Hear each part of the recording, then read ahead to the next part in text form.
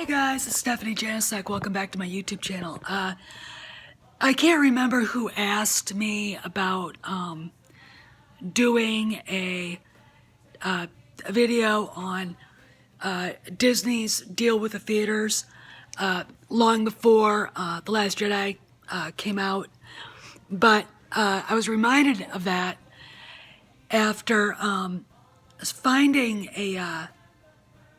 a bit of information on whereyouwatch.com, which is sort of a quasi pirate video site. Put a link to it if you want to see some of this for yourself in a pinned note, in a pinned comment. Basically, it said that there were no screeners or preview discs. Screeners are, preview discs sent to anybody before The Last Jedi came out. And somebody will rationalize it saying, well, Disney just didn't want them to pirate it. Well, they were going to pirate it anyway. It's been pirated, okay? I mean, you go to Russia, you pick up your iPhone, you turn on iMovies, and there you go. You're pirating The Last Jedi. I'm sorry, that's how it happens. To me, not sending out screeners, which has always been Disney's modest SOP, standard operating procedure, before they drop a big movie, tells me that they knew it was shitty. They knew it was going to bomb. And then this is the other thing. I'm going to remind you of the deal that they made with the theaters. And this is from the Wall Street Journal. I found this on Cinema Blend. I'm not going to get into the meat of the article because this is basically what the article from the Wall Street Journal said.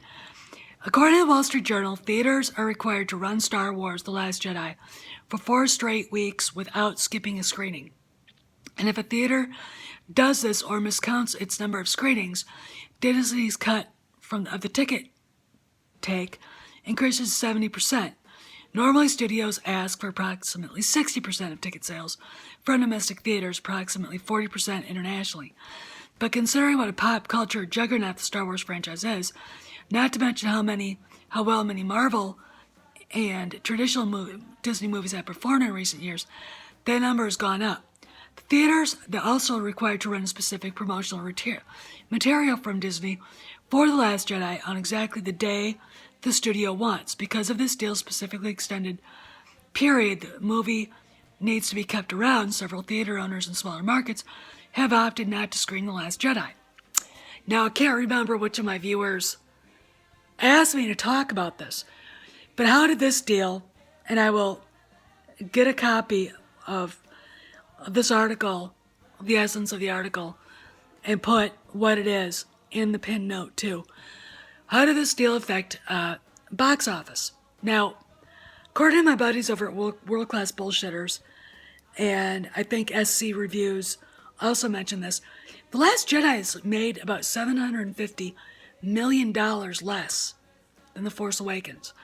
47% less in toy sales, merchandise sales to companies that buy licenses to sell Star Wars stuff. So what does it mean? To me, the lack of screeners, the super secretive, no real leaks coming out about the movie, says to me that Disney knew it was shit. And then this deal that they made to force theaters to keep it around longer than it would have, gone from you go to a big multiplex, and let's say the movie's playing in three screens, the 3 biggest screens.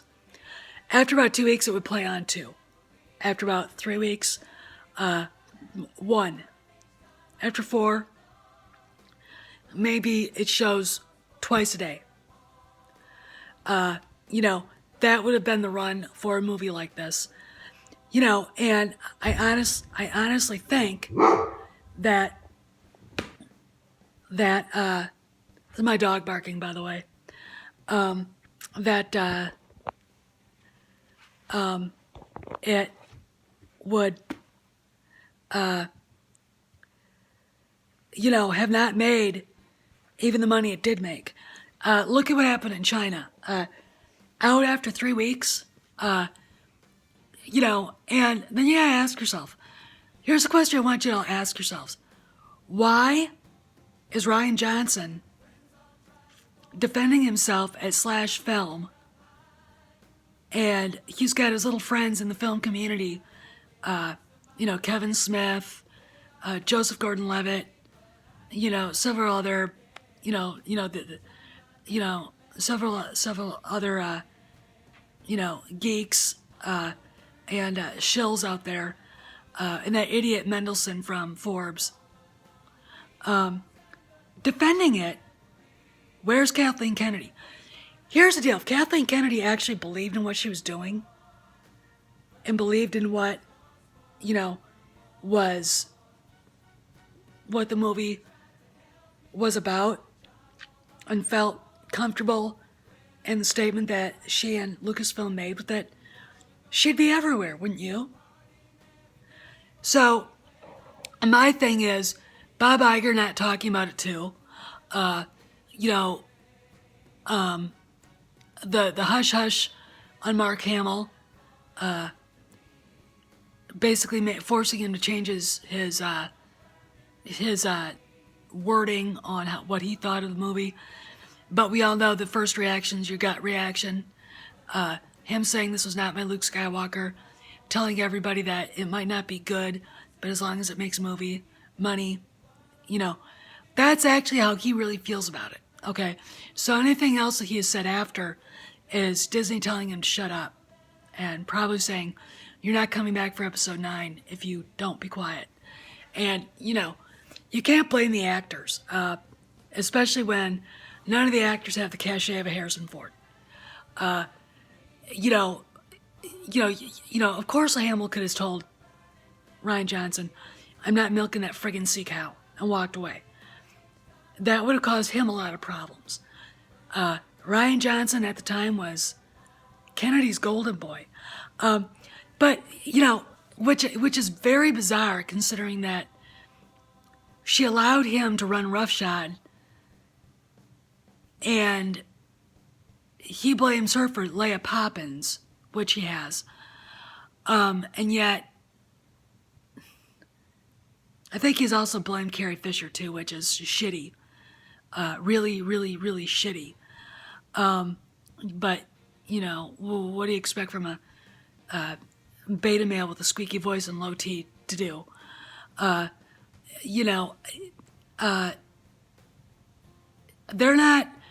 The suits are not there defending this decision. Add the lack of screeners.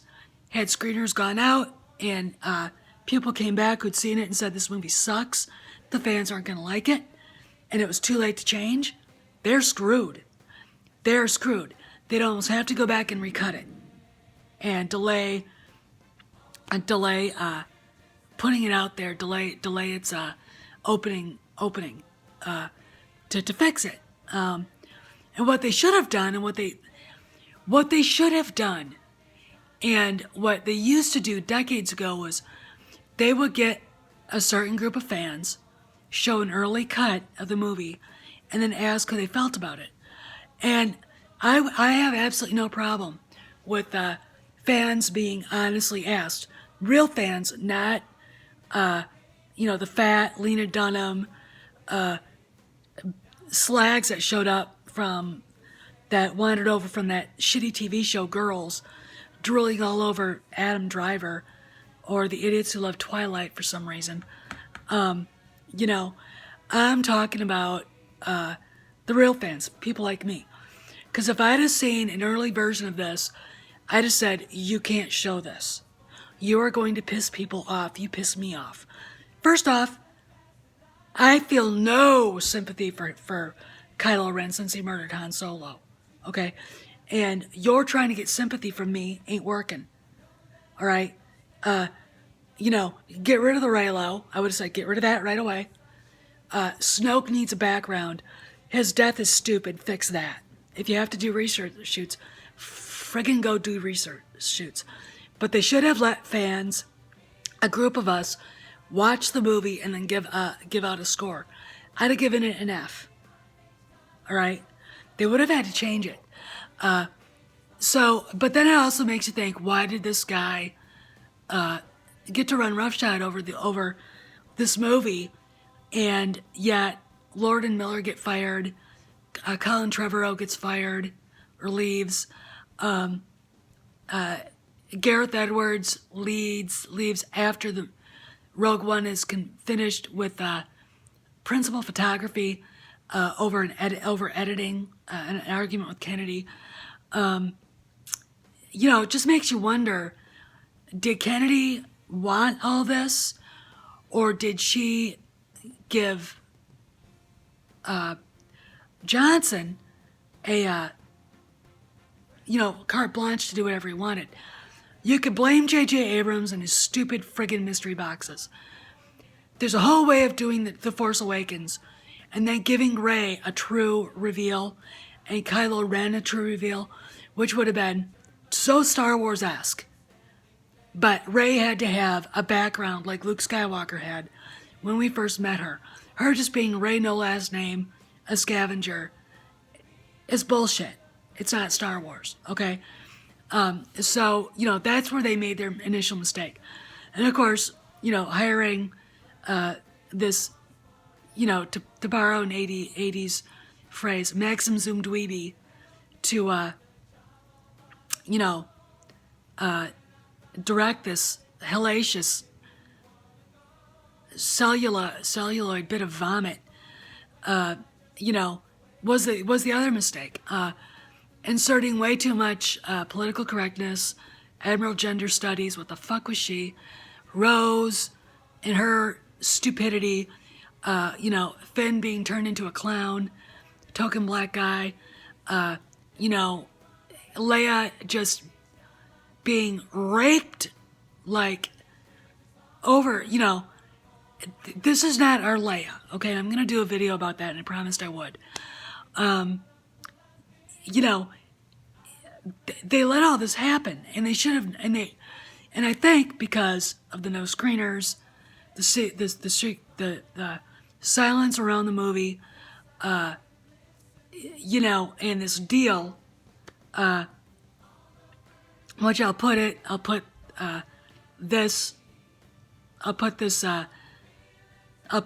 the wording of what it was from Cinema Blend in the pinned comment. It's just, it's like, they knew it was a bad movie, all right?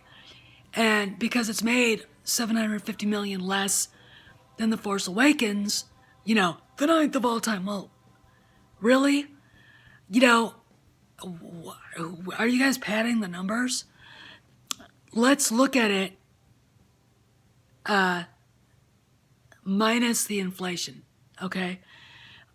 Let's look at it from how, from 30 years ago, okay? Because I know people who've only seen it once and won't go back. I know people who won't see another Star Wars movie that Disney makes because they're so pissed off. And it will also bleed into the Solo movie, which, unless you're going to do it right, don't do it. The fact that directors were fired when the movie was almost done shooting, the fact that it sounds like, despite all the cheering and hurrahs about the script, that the script is a mess, the fact that they literally found the worst person in the world to play Han. If you're not going to go to find someone that can at least remind people of Harrison Ford, don't do it. Just forget it. No one wanted this movie.